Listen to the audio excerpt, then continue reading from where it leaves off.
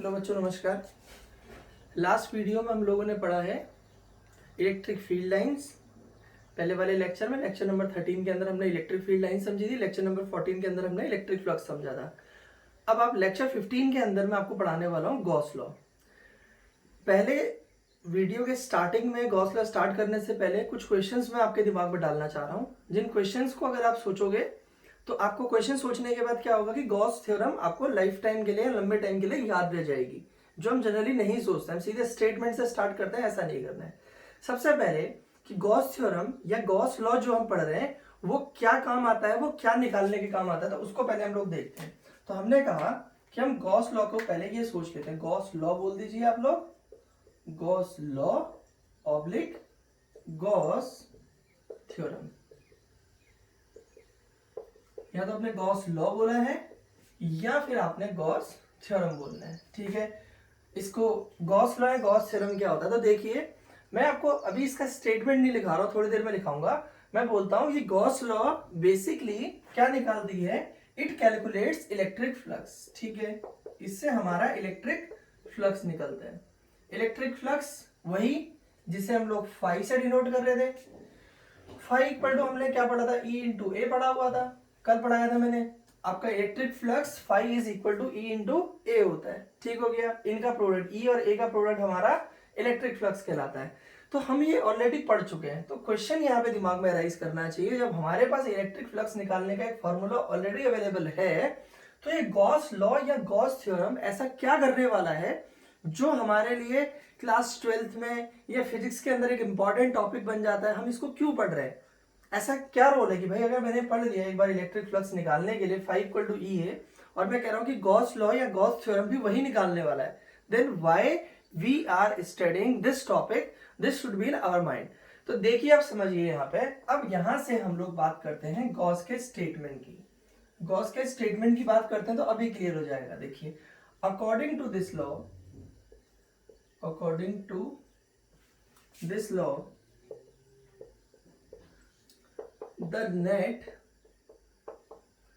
means total होता है, net electric flux emerging through a Gaussian surface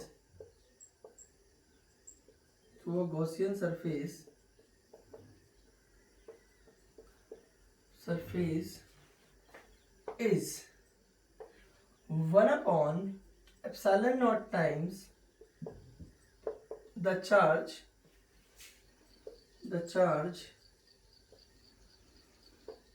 enclosed by the surface, ये आपकी statement है। The net electric flux emerging through a Gaussian surface, कुछ शब्द important है। Gaussian surface क्या होता है इसको समझना है। Is 1 upon epsilon naught times the charge enclosed by the surface। इसको अगर मैं मैथमेटिकल फॉर्म में लिखूंगा, इसको लिखेंगे अगर मैं मैथमेटिकली अगर मैं लिखना चाहूंगा तो मैं लिखूंगा फाई इज इक्वल टू, उसने बोला 1 upon epsilon naught टाइम्स किसका, चार्ज इनक्लोज्ड, तो 1 upon epsilon naught times into Q, यानी कि अगर ऐसे लिखेंगे तो q upon epsilon naught। आपने नोट्स बनाने में इस फॉर्मूले की जगह जो ब्रैकेट के अंदर लिखा है उसको छोड़ देना है, बाकी आप सब लिख देंगे। According to this law the net electric flux emerging through a Gaussian surface is 1 upon epsilon naught times the charge enclosed by the surface. Mathematically लिखा तो phi is equal to q upon epsilon naught। अब मुझे दो चीजें दिख रही है, electric flux निकालने का फॉर्मूला ये भी है और इलेक्ट्रिक फ्लक्स निकालने का फॉर्मूला ये भी है। तो डिफरेंस क्या है दोनों में, इस इलेक्ट्रिक फ्लक्स के फॉर्मूले में मुझे इलेक्ट्रिक फील्ड चाहिए और एरिया चाहिए। और इवन इस फॉर्मूले को हम इस तरीके से भी लिखते थे, अगर ये थीटा एंगल पे होगा तो phi is equal to E A cos theta. तो इलेक्ट्रिक फील्ड आपको निकालना पड़ेगा किसी चार्ज की वजह से, एरिया निकालना पड़ेगा, फिर आपको निकालना पड़ेगा थीटा, किस एंगल पे वो रखा हुआ है। इतनी सारी चीजों को जब निकालोगे, उनको मल्टीप्लाई करोगे, तब जाकर के फ्लक्स निकलने वाला है।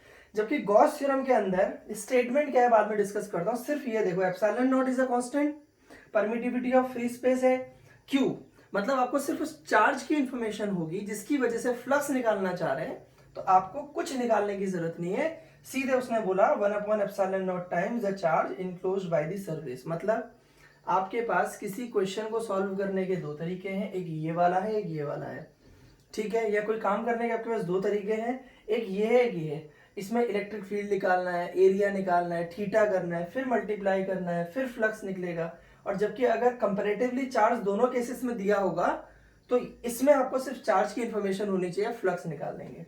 तो यहाँ पे इसलिए हम यहाँ पे गॉस लॉ को पढ़ते हैं, क्योंकि गॉस लॉ में जो फ्लक्स निकालना है उसके लिए मुझे सिर्फ चार्ज की इंफॉर्मेशन होनी चाहिए। अगर मुझे चार्ज पता है तो मेरा फ्लक्स निकल के आ जाएगा, जैसा कि आपको यहाँ दिख रहा है phi is equal to Q upon epsilon naught के अंदर, और यहाँ आपका phi इक्वल टू आपका EA cos थीटा है। ठीक हो गया, अब आप इसको तो समझ गए। अब यहाँ पे ध्यान दीजिए क्या करना पड़ता है गॉस लॉ लगाने के लिए। तो net electric flux emerging through a Gaussian surface कहते हैं, ठीक है।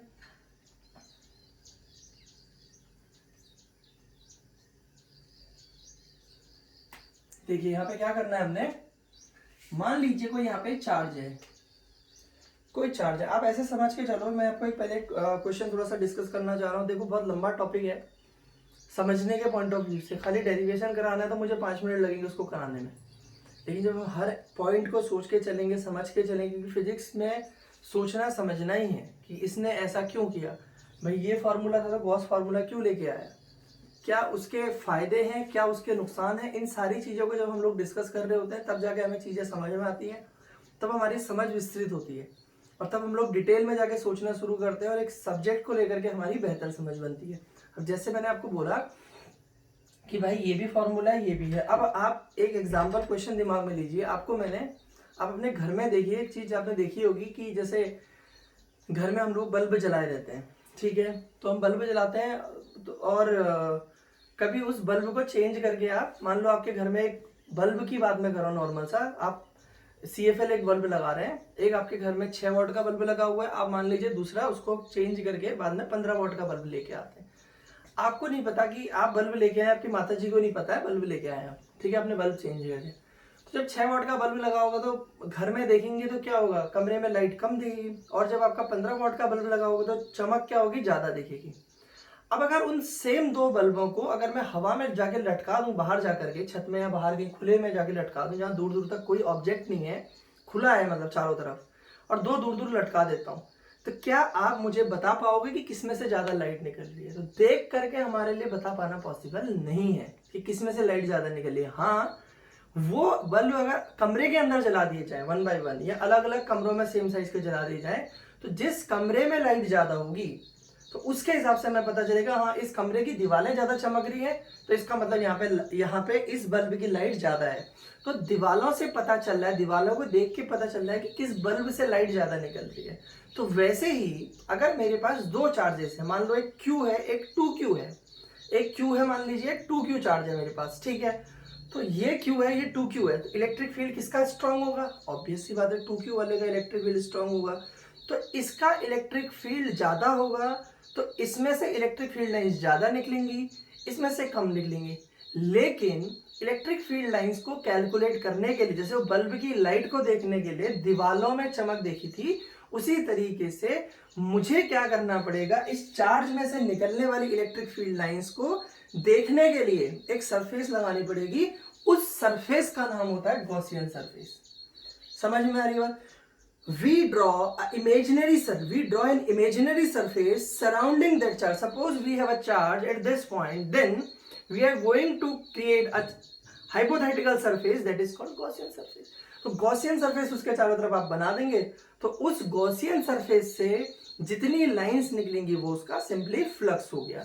और मैंने क्या बताया कि गॉस थ्योरम किसको कैलकुलेट कर रही है, आपकी फ्लक्स। तो आप क्या करते हैं, जैसे मान लीजिए यहाँ पे कोई चार्ज है, point charge, electric field lines कहाँ को निकलेंगी, यहाँ को, यहाँ को, यहाँ को, ऐसे सब। तो इसका चारों तरफ सिमेट्री कैसे बनेगी, स्फेरिकल सिमेट्री बनेगी ना। अगर ऐसे ऐसे करके सब तरफ निकल रही है देन आप स्फेरिकल सिमेट्री बनाने वाले हैं। तो ये यहाँ पे चार्ज है, आपने इसके चारों तरफ जो सरफेस बनानी है ये क्रिएट आपने करनी है, हाइपोथेटिकल इमेजिनरी सरफेस है ये आपने बनानी है। तो यहाँ पे अगर इस तरीके से चार्ज है आपको पता है इलेक्ट्रिक फील्ड लाइंस इस तरीके से बाहर को निकलेंगी, ये ऐसे आउटवर्ड, ठीक है। तो बेटा ये जो सरफेस है इसका निर्माण आपने करना है, आपको सोचना है कैसी होगी सरफेस। जैसे ये है, इसमें सरफेस इस तरीके से बनेगी। अगर मान लो चार्ज इस तरीके से डिस्ट्रीब्यूटेड होता किसी सिलेंडर के अंदर, इस सिलेंड्रिकल लाइन चार्ज में अगर डिस्ट्रीब्यूटेड होता, अगर सिलेंड्रिकल गॉसियन सरफेस बनाते हैं आप, ये आपके ऊपर है, आपको देखना पड़ेगा कि किस तरीके। जैसे मान लो अब आपके पास बल्ब, अभी तक पॉइंट चार्ज को आप बल्ब ले रहे हो, अब आपके पास ट्यूब लाइट है ऐसे कुछ होगी। ट्यूब लाइट अभी भी नहीं जल रही, मुझे लग रहा है नहीं जल रही है, तो वीडियो के अंत तक बने रहें, जलेगी धीरे धीरे और समझ बेहतर बन के ही बाहर निकलोगे। तो यहाँ पे ध्यान दीजिए, ये जैसे है इसके अंदर ये ट्यूब लाइट है, तो लाइट कैसे बाहर, लाइट अब कैसे इधर को तो जाएगी नहीं, सभी ने देखा होगा इधर से बंद होती है, तो लाइट इधर को निकलेगी आपकी तरफ को आएगी, मतलब इसमें से चारों तरफ ऐसे तो बाहर को निकलेगी, इधर को ऐसे करके बाहर को निकलेगी ना। ये जैसे ये हो गया, ऐसे करके चारों तरफ बाहर को निकलेगी। तो इसके लिए मुझे एनवेलप बनाना पड़ेगा, तो वो एनवेलप कैसा होना चाहिए, इस तरीके का। तो अगर इस स्ट्रक्चर को देख रहा हूँ तो क्या स्ट्रक्चर बन रहा है, सिलेंड्रिकल स्ट्रक्चर बन रहा है। तो अगर इस तरीके की सरफेस होगी तो गॉसियन, अगर इस तरीके का डिस्ट्रीब्यूशन होगा चार्ज का, तो मुझे गॉसियन सरफेस बनानी पड़ेगी। वो गॉसियन सरफेस होगी सिलेंड्रिकल। पॉइंट चार्ज है तो मुझे गॉसियन सरफेस बनानी पड़ेगी, लेकिन पॉइंट चार्ज के केस में जो मेरी गॉसियन सरफेस होगी वो कैसी होगी, स्फेरिकल होगी।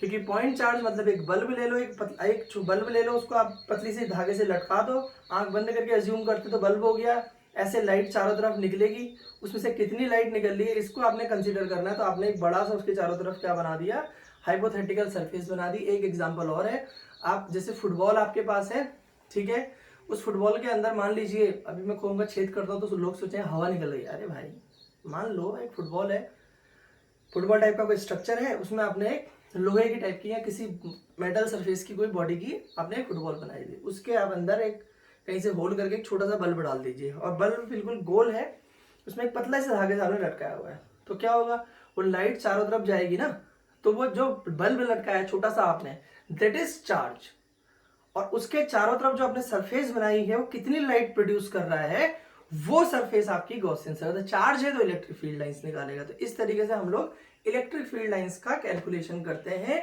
इंपॉर्टेंट होती है हमारी गॉसियन सरफेस। तो मैंने क्या बोला कि the net electric flux emerging through a Gaussian surface is 1/ε0 times the charge enclosed by the surface. Mathematically इसको हम बोल रहे हैं phi is equal to 1/ε0 times charge enclosed by the surface. तो यहाँ पे गॉसियन सरफेस बनानी है।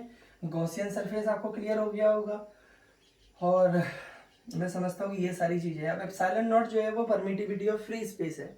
मीडियम होगा तो किसी, अगर यहाँ पे मान लो कोई चार्ज है और यहाँ मीडियम लगा देता हूँ मैं, कोई मान लीजिए मीडियम है और मीडियम के लिए परमिटिविटी एप्सिलॉन है, तो यहाँ क्यू बाई एप्सिलॉन हो जाएगा। तो कहने का मतलब है जैसे जैसे परमिटिविटी मीडियम की बढ़ेगी वैसे वैसे फ्लक्स आपका डिक्रीज करता जाएगा। If epsilon will increase then phi will decrease.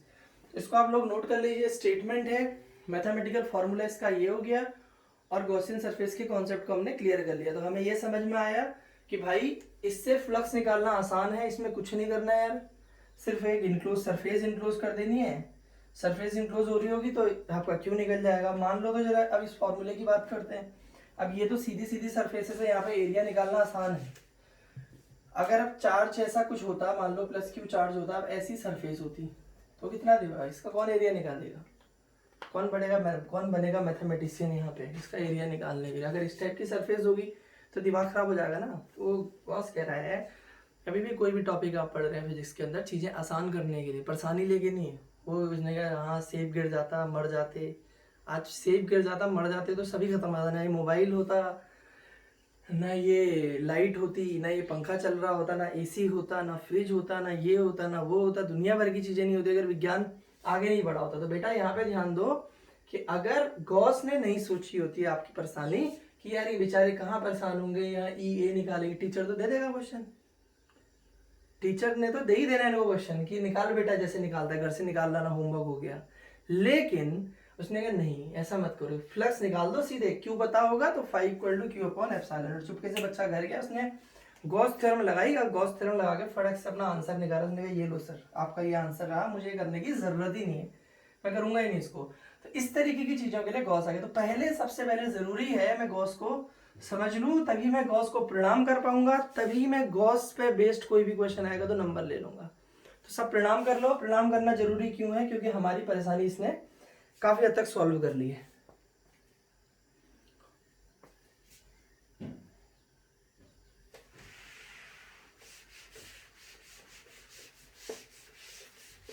अब हम करते हैं इसका प्रूफ। अब प्रूफ के भी दो तरीके हैं प्रूफ करना इसको। इसके दो मेथड है, मेथड 1 और एक मेथड 2 रहेगा। अब मेथड 1 मेथड 2 मत लीजिए, मैं दोनों मेथड आपको पढ़ाने वाला हूं। उसकी वजह यह है क्योंकि मेथड 2 जो है वो कंपैरेटिवली आसान रहता है, बुकों में लिखा रहता है, लेकिन मैं बोलूंगा कि आपको मेथड 1 से सॉल्व करना चाहिए। वो क्यों करना चाहिए अभी आप सॉल्व करेंगे तो पता चलेगा। देखिए, आपने यहाँ पे कोई प्लस क्यू चार्ज ले लिया। सबसे पहले क्या करना है, इसके चारों तरफ एक गॉसियन सरफेस बनानी है। गॉसियन सरफेस आर्बिट्री होनी चाहिए। ये आपने आर्बिट्री गॉसियन सरफेस बना दी। आर्बिट्री मतलब होता है अपनी मर्जी से, जैसी मर्जी आ रही वैसी बना लो, कोई दिक्कत नहीं है, उससे कोई फर्क नहीं पड़ता, मतलब इसको इनक्लोज करनी चाहिए। तो ये मेरी क्या हो गई, गॉसियन सरफेस। मान लो इससे r डिस्टेंस पे यहाँ पे कोई पॉइंट P है, इस पॉइंट की मैं बात कर रहा हूँ। तो मैंने यहाँ पे एक छोटा सा एरिया, 3D स्ट्रक्चर है, मैंने यहाँ पे एक एरिया कंसीडर कर लिया। तो प्लस क्यू से P पॉइंट पे अगर इलेक्ट्रिक फील्ड देखूंगा तो ये आउटवर्ड रहेगा इलेक्ट्रिक फील्ड। अब क्योंकि ये टेढ़ी मेढ़ी सरफेस है, इसको भी थोड़ा टेढ़ा मेढ़ा बना देते हैं। कौन पूछ रहा है? ये इसकी जो डायरेक्शन होगी, कल मैंने पढ़ाया था आपको, कल और आज दो ये शब्द आते हैं बोलने, तो ऐसा बच्चे कल पिछले वीडियो में पढ़ाया होगा। ये किसी भी एरिया वेक्टर की जो डायरेक्शन होती है उसके परपेंडिकुलर होती है, पढ़ाया था। लेकिन ये अब टेढ़ा मेढ़ा है, ये सरफेस पूरी टेढ़ी मेढ़ी हमने बनाई हुई है। तो क्योंकि ये टेढ़ा मेढ़ा है तो इसकी वजह से क्या हो जाएगा, आपका ये डायरेक्शन होगी इसकी एरिया वेक्टर की, इसको डीएस वेक्टर कह देते हैं। ये छोटा सा एरिया डीएस है, तो इन दोनों के बीच का एंगल कितना हो गया, थीटा हो गया। ठीक है, अब आप इसको क्या कर देते हैं, देखो अब अगर मुझे यहाँ पे लिख देना है let plus Q be a charge, plus Q be a charge placed at point O, O point पे रखा हुआ है। ठीक है, let P be a point, P be a point distant small R from O. ठीक है, ये R हो गया। Let D S be an elementary area, elementary area, the angle between E vector and ds vector is theta। तो दोनों के बीच का जो एंगल है वो कितना है, थीटा हो गया। अब हम पढ़ क्या रहे हैं, गॉस थ्योरम। गॉस थ्योरम क्या निकालते हैं, फ्लक्स। तो हम इस छोटे से एरिया से पहले फ्लक्स निकाल देंगे। तो क्या होगा, देखो यहाँ पे electric flux through elementary area. तो क्या हो जाएगा, D phi equal to E vector dot D S vector. D phi क्या हो जाएगा आपका, E vector dot D S vector हो जाएगा। तो ठीक हो गया। अब अगर टोटल फ्लक्स निकालना आपने, अब इसको आप अगर एक्सपेंड करना चाहेंगे तो A dot B, A vector dot B vector, A B cos theta होता था, तो वैसे ई डॉट डी एस क्या हो जाएगा आपका, E D S cos theta D phi. ये कहाँ से लिखा है, क्योंकि फॉर्मूला होता है ए डॉट बी क्या होता था, ए बी कॉस थीटा। ये तो छोटे से पोर्शन की वजह से निकल गया। अब अगर मुझे टोटल की वजह से निकालना है, पूरे में से निकालना है, तो मैं इसको इंटीग्रेट कर दूंगा। अब बोर्ड में ज़्यादा जगह नहीं है तो इसको रफ कर लो आप, इसको सॉरी आप लोग स्क्रीनशॉट ले लो, फिर हम लोग आगे बढ़ते हैं। ये वीडियो रोक रोक के भी आप लोग नोट्स बनाइए, जैसे भी करना है।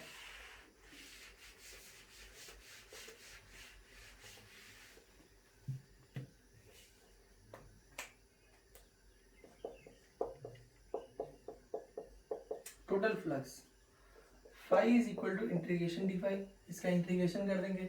डी फाई की वैल्यू कितनी है आपकी, E D S cos theta. अब आपने ये ले लिया E D S cos theta. अब यहाँ पे ध्यान दीजिए, ये प्लस क्यू चार्ज की वजह से पी पॉइंट पे इलेक्ट्रिक फील्ड कितना होगा, electric field at point P, electric field at point P due to plus Q charge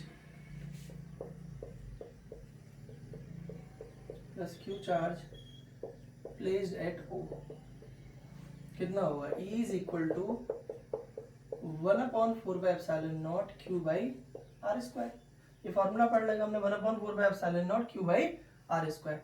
तो यहाँ पे हम लिख देंगे फाई इज इक्वल टू, आप सोचो क्या था, E D S cos theta, E की वैल्यू हमने लिख दी 1/4 क्यू बाई आर स्क्वायर, और यहाँ पे हो जाएगा आपका डी एस कॉस थीटा।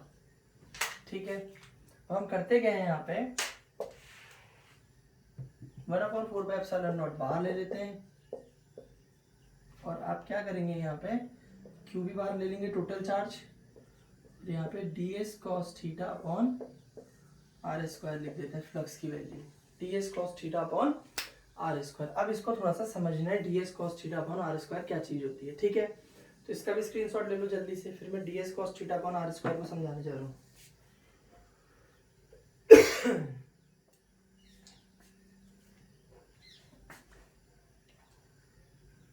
देखिए, तो आर आपको समझ में आ ही गया है।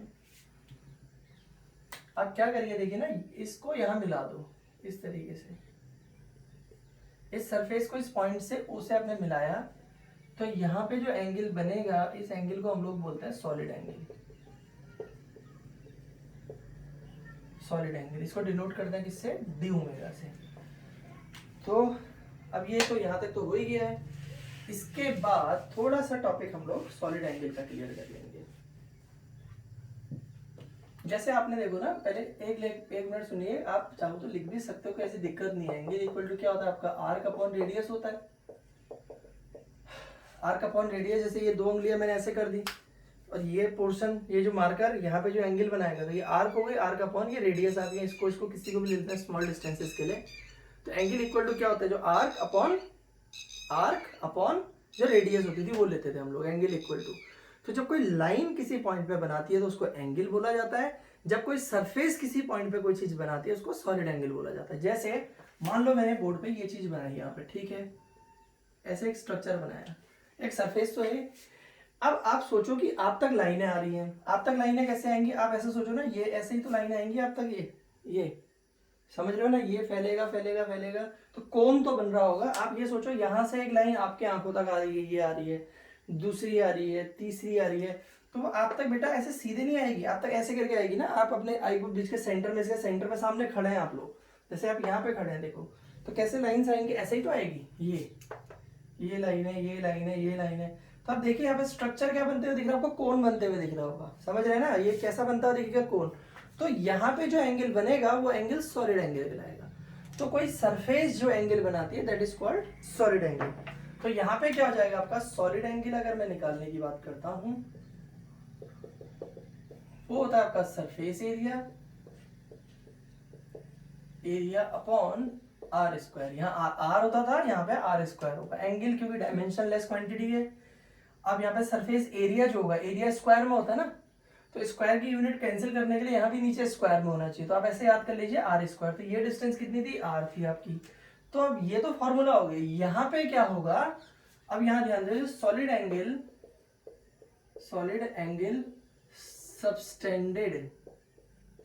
सबटेंडेड बाय एलिमेंट्री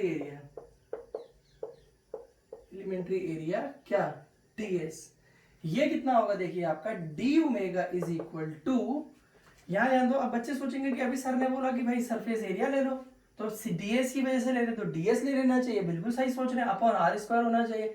लेकिन बेटा ये जो ds है वो आपका जो एरिया है वो किस एंगल पर रखा हुआ है, ये जो सेंटर से लाइन जा रही है उसके साथ थीटा एंगल पर रखा है। तो इसका हमें ds का कंपोनेंट देखना पड़ेगा। तो ds का ये कंपोनेंट कितना है, ds cos थीटा। सेंटर को सेंटर से ज्वाइन करने वाली लाइन के अलोंग देखा जाता है। तो इस ds का ये कंपोनेंट हो जाएगा ds cos थीटा। तो यहाँ पे ds ना आने की जगह अभी क्या आएगा, ds cos theta.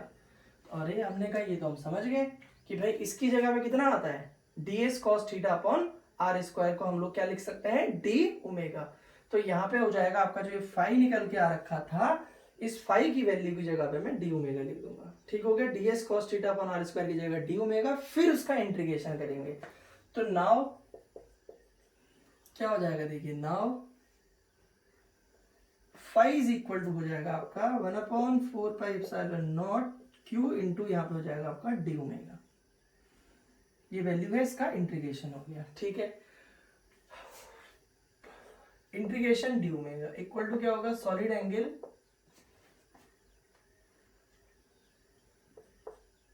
Total solid angle subtended at point O, उसकी वैल्यू कितनी होगी, 4 पाई। कैसे, सरफेस एरिया क्या होता है 4 पाई आर स्क्वायर, नीचे आर स्क्वायर है तो आर स्क्वायर से आर स्क्वायर कैंसिल होगा तो क्या बचेगा 4 पाई। तो किसी पॉइंट पे, अगर किसी पॉइंट की आप बात करते हैं, जैसे यहाँ पे समझ लीजिए किसी पॉइंट के लिए आप बात करेंगे, तो यहाँ पे जो टोटल बनेगा वो क्या बनेगा, surface area 4 pi R square upon R square, तो कैंसिल आउट हो जाएगा, तो वैल्यू कितनी आएगी इसकी 4 पाई। तो इसलिए हमने कहा total solid angle subtended at point O, वो कितना होगा 4 पाई। तो इसकी जगह पे 4 पाई लिख देते हैं। अब मान लो पेपर में बैठे फंस गए, नहीं आ रहा है, भूल गए कितना होता है, तो भाई थोड़ा कॉमन सेंस भी दिया है भगवान ने, वो लगा लेना, तुक्का जिसको बोलते हैं कॉमन सेंस बोलते हैं।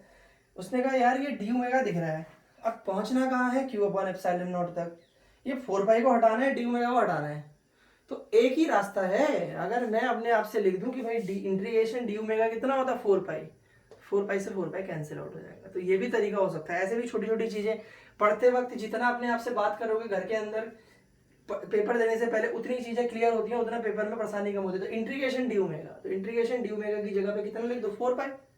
हालांकि ये तो होता ही है, नहीं भी आए तो तब भी आप यहाँ पे लिख करके कैंसिल आउट करके कहोगे वाह। अब टीचर सोचेगा तो बहुत ही विद्वान बच्चा है, इसको तो ऐसे ही आता है, इसको तो समझाने की भी जरूरत नहीं है।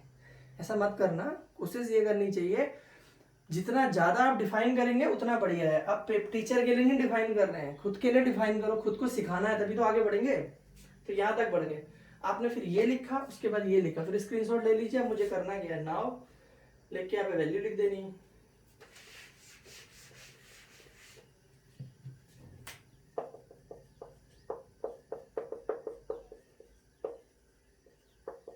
इंटीग्रेशन डी ओमेगा की वैल्यू कितनी आ गई 4 पाई, 4 पाई से 4 पाई कैंसिल हो गया, तो phi is equal to Q upon epsilon naught. ये आपका प्रूफ हो गया गॉस थ्योरम।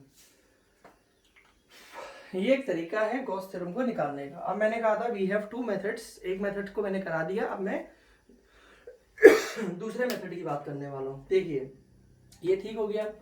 सेकंड मेथड क्या होता है, देखो बच्चों पहले मेथड और सेकंड मेथड में डिफरेंस क्या है उसको समझते हैं। देखिए ये आपका क्लियर हो गया, इसको नोट कर लीजिए, प्रूफ हो गई है। और ये साथ में डायग्राम। मेथड नंबर 1 और मेथड नंबर 2 में क्या अंतर है, देखो आपका यहाँ पे मेथड 1 पढ़ा रखा है मैंने, और यहाँ पे मैं मेथड 2 का डिस्कशन कर रहा हूँ। मेथड 2 में क्या होगा ना बच्चों, आपने देखा होगा कि बुक में ऐसे यहाँ पे प्लस क्यू चार्ज लिख देते हैं, इसके चारों तरफ ऐसे स्फेरिकल गॉसियन सरफेस बना देते हैं। तो मुझे प्रॉब्लम है स्फेरिकल गॉसियन सरफेस से। अब स्फेरिकल गॉसियन सरफेस बना दो, कोई प्रॉब्लम नहीं है, लेकिन ये स्पेसिफिक केस हो गया ना।